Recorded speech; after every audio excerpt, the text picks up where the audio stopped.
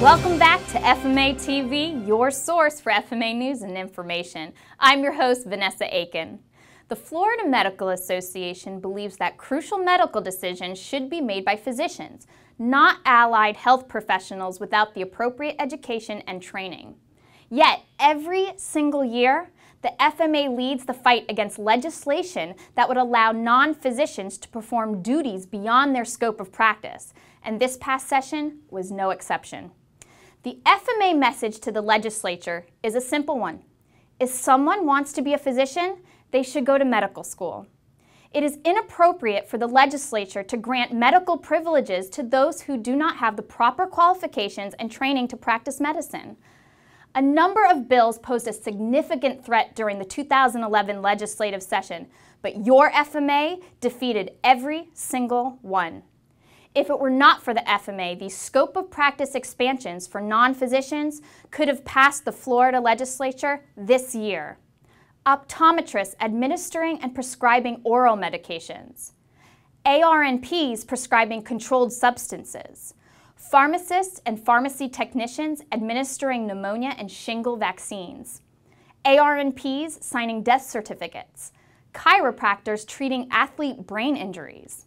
Legislative attempts to expand the scope of practice of non-physicians is an ongoing issue, and the FMA is committed to continue fighting them every year.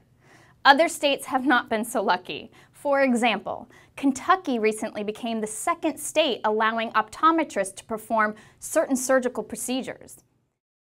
If not for the FMA, similar measures could pass in Florida. Remember, defeating bad legislation like these scope of practice expansion bills is just as important as passing good legislation, and these yearly victories by the FMA should not be overlooked or taken for granted. That is why it is so important to renew your FMA membership now and every year.